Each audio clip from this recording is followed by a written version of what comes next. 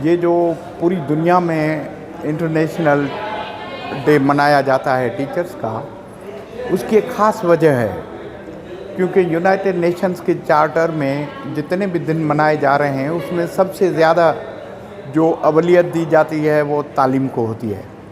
तो जब आप तालीम की बात करते हैं तो उसमें सबसे पहले जो स्टेक होल्डर आता है, जिसको मैं बोलता हूँ नॉन मूविंग स्टेक होल्डर, क्योंकि यहाँ पर जो तलबा हैं, तालबात हैं, जो बच्चे हैं, वो आप आते हैं, दाखिला लेते हैं, पढ़ते हैं, चले जाते हैं, लेकिन जो उधर स्टेक होल्डर रहता है वो टीचर रहता है। तो इसलिए उनकी जो सर्विसेज हैं उनको हाईलाइट करने के लिए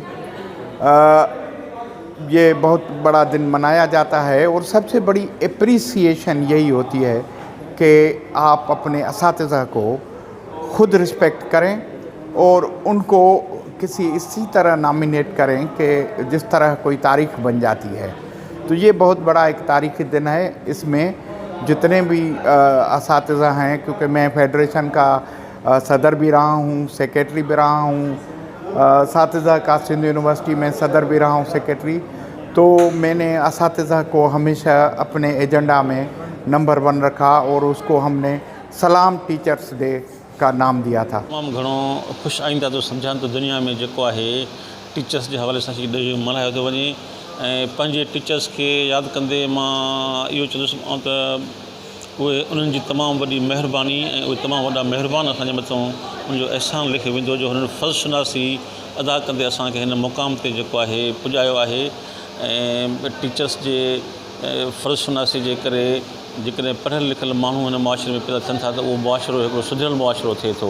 उनजे करे आउं वरी बि टीचर्स जे खे इहो पैगाम ॾींदुसि त हू पंहिंजो फ़र्ज़ु शुनासी वारो जेको अमल आहे उन ते हलंदे पंहिंजे जेको आहे टीचर जे किरदार खे जेको आहे ते का आंच आणणु जेको आहे न ॾियनि। उस्ताद हिकु अज़ीम पेशो आहे ऐं उन में जेके बि माण्हू सर्विस ॾियनि था, ज़ाहिर तौर ते त उहे हिकिड़ो वक़्तु सिर्फ़ु शागिर्दनि लाइ पंहिंजी मालूमात पेश कनि था, पर जेकॾहिं ॾिसिजे त उहो मालूमात सां गॾु गॾु पंहिंजी ज़िंदगी जा एक्सपीरियंस बि शागिर्दनि सां शेयर कंदा। ऐं मुंहिंजो पर्सनली ख़्यालु इहो आहे त जेकॾहिं शागिर्द क्लासनि में बाक़ाइदा रेगुलर रहनि, ऐं इहो मूं हिकिड़ी चवणी ॿुधी त हिकिड़ो उस्ताद जेको आहे उहो 100 किताबनि खां वधीक अफ़ज़ल आहे। त मां सम्झां थो जेकॾहिं असां क्लासिस में रेगुलर रहूं ऐं उस्तादनि जी ॾिनल तालीमात खे थोरो तवजो सां ऐं गौर फ़िक्र सां उन्हनि खे सम्झण जी कोशिशि कयूं त बहितर तरीक़े सां असां पंहिंजो मुआशिरो ऐं पंहिंजो फ्यूचर बि संभाले सघूं था। अच्छा, इन में मां हिकिड़ी ॿी ॻाल्हि ज़रूरु तव्हां सां शेयर कंदुमि त जेके बि उस्ताद आहिनि हींअर हिन वक़्तु ज़ाहिर ॻाल्हि आहे उहे जेके मंज़िल ते पुॻा आहिनि, सिर्फ़ु मां टीचिंग जी ॻाल्हि नथो कयां, पर कहिड़ी बि फील्ड में जेके माण्हू मंज़िल ते पुॻा आहिनि उन्हनि में घणो क़दुरु जेको हथु आहे उहो उस्तादनि जो आहे। छो जो उस्ताद उहे तव्हांजा कारिंदा हूंदा आहिनि जेके शागिर्द जी या जेके मुल्क जे क़ौम जे ममार जेके नौजवान हूंदा आहिनि उन्हनि जी तरबियत, उन्हनि जी तालीम ते जेको आहे दिलो जान सां जेको आहे महिनत कंदा आहिनि। त मां सम्झां थो जेकॾहिं को बि शागिर्द उस्ताद जी ॾिनल तालीमात खे बहितर तरीक़े सां पंहिंजी ज़िंदगी में अमल में आणे त बहितर तरीक़े सां उहो पंहिंजो फ्यूचर ऐं क़ौम जो जेको मुस्तक़बिल उहो संवारे सघे थो। अच्छा, इन मुतलिक़ मां एतिरो चवंदुमि त उस्तादनि जी इज़त करणु खपे। ॾिसो, क्वालिटी लेवल ते त असां काफ़ी शयूं ॿुधूं था त कुझु उस्तादनि जी जेका आहे एजुकेशन लेवल उहा एतिरी न आहे जो प्रॉपर क्लासिस में सही तरीक़े सां लेक्चर ॾेई सघनि। पर मां सम्झां थो त उस्ताद हूंदो आहे, सिर्फ़ु किताबी लैंग्वेज खे तव्हां क्लासरूम ताईं महदूद रखो ऐं उन सिर्फ़ु रटियल मालूमात खे तव्हां जेकॾहिं बेस बणाए ऐं उस्तादनि जी क्वालिटी खे तव्हां चेक कंदो त मुंहिंजे ख़्याल में इहा हिकु इंतिहाई अफ़सोसनाक ॻाल्हि आहे। त इन करे बहितर आहे त तव्हां उस्ताद खे उस्ताद जो रुतबो ॾियो, उनजी इज़त करणु खपे ऐं उनजी ॾिनल तालीमात खे पंहिंजी ज़िंदगी में राइज करणु खपे। हर हाल में अज़ीम आहे, हर दौर में अज़ीम रहियो आहे। उनजो मर्तबो, उनजो मान, उनजो कंट्रीब्यूशन रिकग्नाइज़ कजे, उनखे अप्रीशिएट कजे। छो जो हिकु त इंसान पैदा थिए थो त उनजो बेसिक घर मां पेरेंट्स उनजा उस्ताद आहिनि। उनखां पोइ जेका मुआशिरती इल्मु आहे, मुआशिरती नॉलेज आहे, उहा उनजो उस्ताद उनखे ट्रेन थो करे त उथिजे वेहिजे कीअं, मुआशिरे खे फेस कीअं कजे, दुनियावी इल्मु कीअं हासिलु कजे, दुनियावी सक्सेस कीअं हासिलु कजे। उन में उस्ताद जो तमामु घणो किरदारु आहे। त खोड़ सारा नाला असांजे ई करियर में आहिनि जिन उस्तादनि जा नाला असीं खणी सघूं था त जिन असांखे जेको कुझु अॼु आहियूं ठाहिण में उन्हनि जो वॾो किरदारु हो।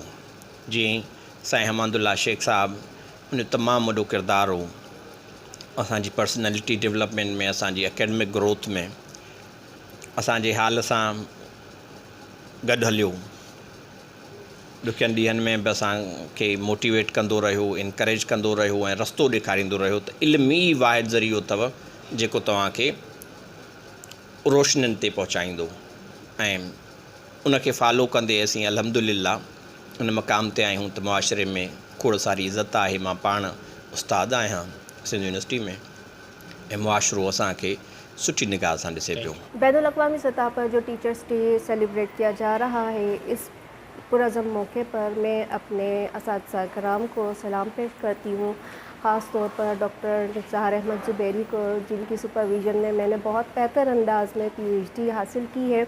और इसके बाद मैं सलाम पेश करती हूँ डॉक्टर माखीजानी को और डॉक्टर बशीर मेमन को, डॉक्टर बदर सुमरो को, बहुत से मेरे अज़ीम असातिज़ा हैं जिनकी बुनियाद पर मैं आज यहाँ पर बहुत अच्छे मुकाम पर उस्ताद की हैसियत से अपने किरदार निभा रही हूँ।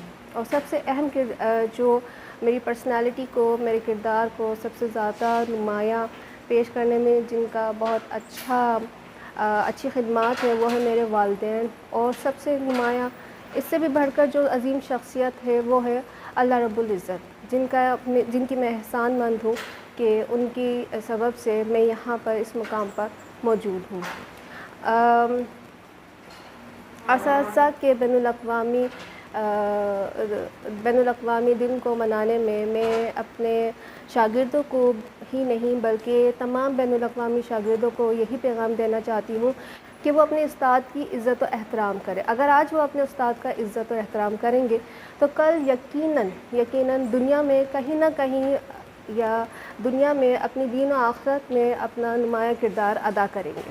बिल्कुल, इस दिन पर मैं यही कहूँगा कि ये दिन हमें मनाना चाहिए क्योंकि इससे रेसिप्रोकल रिलेशनशिप बढ़ता है शागिर्द और उस्ताद के बीच में।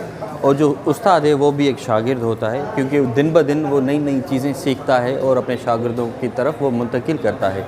अपनी सोसाइटी से वो सीखता है, किताबों से सीखता है, बल्कि वो जो उस्ताद है खुद पढ़ कर और एक्सपीरियंस ले खुद इतना इंस्टीट्यूशन बन जाता है कि फिर स्टूडेंट उसे पढ़ना शुरू करते हैं। तो इस दिन से ये होगा कि एक अच्छा मैसेज जाएगा और जितने भी लोग अच्छी पोजीशन पे जो भी पहुँचे हैं उनसे मैं यही कहूँगा कि अपने टीचर्स को याद करें जो प्राइमरी लेवल पर उनके टीचर्स रहे हैं या यूनिवर्सिटी लेवल पर रहे हैं, तो उनको इक्वली वो रिस्पेक्ट देनी चाहिए। और उनको जो है ये एक मैसेज जाएगा इसे कि हमें जो है लोग कितनी मोहब्बत कर रहे हैं। और मैं समझता हूँ कि सोसाइटी को अगर बेहतर बनाना है तो हमें इस फ़र्द को इज़्ज़त देनी पड़ेगी। आज मैं सब उस्तादों को सबसे पहले मुबारकबाद देना चाहता हूँ कि उस्तादों का आलमी दिन है। और दूसरी बात ये कि हम जो कुछ भी हैं, आज अगर मैं उस्ताद हूँ, इससे अजीम इदारे में एक उस्ताद की हैसियत से अपने फ़राइज़ सर अंजाम दे रहा हूँ, तो उसके पीछे मेरे उस्तादों का ही हाथ है। और उस्ताद एक बेहतरीन शख्सियत हैं। हमें ये चीज़ जहन में रखनी चाहिए कि जिनको हम सराहते हैं, चार्टर्ड अकाउंटेंट्स, इंजीनियर, डॉक्टर्स, चाहे वो कोई भी हों, बिजनेसमैन, वो सब अपने उस्तादों की वजह से बने हैं। सलाम टीचर।